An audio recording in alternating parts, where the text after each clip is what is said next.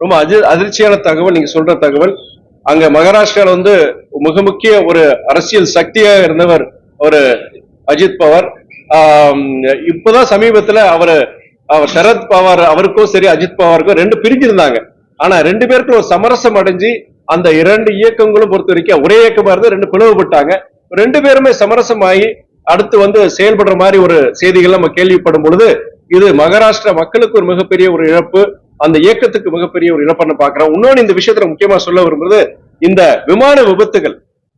நான் இன்னைக்கு உலகத்திலேயே விமான போக்குவரத்து அதிகமாயிட்டு இருக்கிற நாடுகள்ல பாத்தீங்கன்னா நம்ம இந்தியா தான். வேகமா ஒரு வளர்ச்சி ஒரு நம்ம நாட்டிலே வேகமா ஒரு துறை வளர்ந்துட்டு இருக்குன்னா அது வந்து விமான போக்குவரத்து துறை. இனி ஒரு 5 வருஷம் 10 வருஷத்துல உலகத்திலேயே அதிக வளர்ச்சி அடைந்த அந்த விமான போக்குவரத்து துறை பற்றி அதிகமா வளர்ச்சி அடைகிற ஒரு நாடா இருக்க போகுது. அப்படி இருக்கும் பொழுது அதுக்கு உண்டான ஒரு இது போன்ற விபத்துல தவிர்க்கக்கூடிய சரி இது வச்சிருக்குமான்னு கேட்டீங்கன்னா கண்டிப்பா கிடையாது. நானே பலமுறை நான் ரெகுலரா வந்து விமானத்துல பயணிக்கிறவன் தான். பார்க்கும்போது இனியும் நம்முடைய விமான போக்குவரத்து துறையை பொறுத்த வரைக்கும் இந்த மாதிரி ஒரு பிரச்சனைகள் நடக்காம பார்த்துக்கணும். சமீபத்திலோட நீங்க கேள்விப்பட்டிருப்பீங்க இண்டிகோ ஏர்லைன்ஸ் பொறுத்த வரைக்கும் ஃபேர்ஸ் எல்லாம் பயங்கரமாகி நிறைய கேன்சலேஷன் ஆச்சுன்னு சொன்னாங்க. அது எதனால நடந்ததுன்னா ஒரு விமானம் வந்து பாத்தீங்கன்னா ஒரு பைலட் ஓட்டுறாருன்னா குறிப்பிட்ட இவ்வளவு நேரம் தான் ஓட்ட முடியும், ஒரு வாரத்தை இத்தனை நாள் அவருக்கு விடுமுறை இருக்கணும் அப்படின்னு ஒரு விதிமுறைகள் இருக்கு. அதெல்லாம் மீறி அந்த விமானம் அந்த செயல்பட்டதுனாலதான் அந்த அரசு நடவடிக்கை எடுத்ததுனால ஒரு மிகப்பெரிய அவங்களுக்கு ஷார்டேஜ், பைலட் ஷார்டேஜ். இத்தனை ஏர்கிராஃப்ட் வச்சிருக்கேன், இத்தனை ரூட்ஸ் ஆப்ரேட் பண்றியா, மினிமம் இவ்வளவு பைலட்ஸ் இருக்கணும். ஆனா அந்த விதிமுறைகள் படி ஆப்ரேட் பண்ணாததுனால அது அரசாங்கம் தெரிவிச்ச உடனே கிட்டத்தட்ட ஸ்தம்பிச்சு போச்சு. கிட்டத்தட்ட அவங்களுக்கு நிறைய பைலட் ஷார்டேஜ் இருக்காங்க. இந்த பைலட் ஷார்டேஜ் நிவர்த்தி பண்றதுக்கு 1 வருஷம் ஆகும்னு சொல்றாங்க. இது மாதிரி விஷயங்கள் பொறுத்த வரைக்கும் இந்த மாதிரி பாதுகாப்பான விஷயங்கள் பொறுத்த வரைக்கும் விமான போக்குவரத்து துறைக்கு பொறுத்து இனியும் கவனம் அரசாங்கம் கவனம் செலுத்தணும். நீங்க விமான டிக்கெட் மாத்திரம் கிடையாது, முக்கியமான இந்த மாதிரி பாதுகாப்பு அம்சங்கள் வந்து இந்த விமான கம்பெனிகள் முறையா செயல்படுத்துறாங்களாங்கிறத நம்ம பார்க்கணும். இந்தியா கூட்டணியில ஒவ்வொருத்தரும் ஒவ்வொரு கருத்தா சொல்லிட்டு இருக்காங்க, பல்வேறு கருத்துக்களை சொன்னார். ஆனா ஒரே கருத்தை நாங்க எல்லாரும் சொல்றோம். என்ன கருத்துனா மதவாத சக்திகள் தமிழ்நாட்டுல வளர்ந்து விடக்கூடாது என்ற ஒற்றை கருத்து வந்து நாங்க எல்லாரும் சொல்லிட்டு இருக்கோம். அந்த ஒரு கருத்தின் அடிப்படையில இந்த கூட்டணி நீடிக்கும் வலுப்பெறும்ங்கிறது நான் இன்னைக்கு சொல்ல விரும்புறேன்.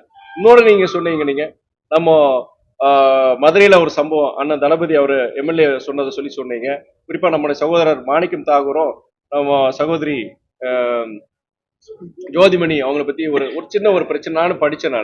ஆனா நான் என்ன சொல்றேன்னா மாநிலவை எதிர்கட்சி தலைவர் சகோதரர் ராகுல் காந்திக்கும் நம்முடைய மாண்புமிகு முதலமைச்சர் அண்ணன் தளபதி அவர்களுக்கும் ஒரு நல்ல ஒரு நட்புணர்வு இருக்கு. அரசியலை கடந்த ஒரு நட்புணர்வு அந்த 2 தலைவர்கள் இருக்கும் பொழுது இது போன்ற விஷயங்கள் பொறுத்த வரைக்கும் இதெல்லாம் கடந்து செல்வோம் தான் நான் எனக்கு நம்பிக்கை இருக்கு. ஏன்னா ஒவ்வொரு இயக்கத்திலையும் மாறுபட்ட கருத்துக்கள் இருக்கலாம். ஆனா எந்த நோக்கத்துக்காண்டி இந்த கூட்டணி இருக்குன்னு பார்க்கும்போது அந்த நோக்கத்துக்காண்டி இந்த கூட்டணி நீடிக்கும் வலுப்பெறும் நான் சொல்றேன்.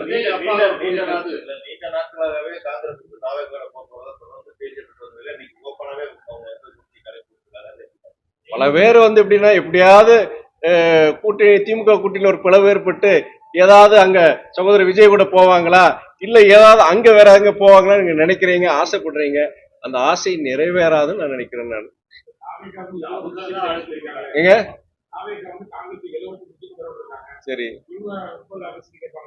சரி அதான் என்னன்னா நீங்க சீட்டு வந்து 234 சீட்டோட நிக்கலாம், 234 சீட்டோட நிக்கலாம். ஆனா வெற்றி பெறணும். அதோட எனக்கு இத்தனை சீட்டை நான் கண்டிப்பா நான் ஜெயிப்பேன், கூட்டணியில நின்னா நான் ஜெயிப்பேன்னு வரும்போது அந்த அரசியல் அந்த இயக்கத்துடைய தலைவரா இருக்கட்டும், அந்த இயக்கத்தோட நிர்வாகிகள் எந்த முடிவு எடுப்பாங்க? எதுல வெற்றி பெற முடியுமோ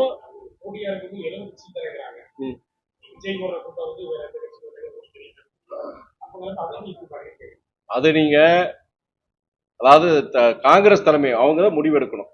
இன்னொரு கட்சி எடுக்கிற முடிவை நான் சொல்ல முடியாது. என்ன நான் ஒரு அடிப்படை அரசியல்வாதியை சொல்லும் பொழுது எந்த ஒரு அரசியல் தலைவரும் அரசியல் ஒரு இயக்கத்துல நிர்வாகியும் அப்போ நம்ம இந்த கூட்டணி போனா எக்ஸ்ட்ரா சீட்டு கிடைக்கலாம், ஆனா அங்க வெற்றி பெற முடியுமா?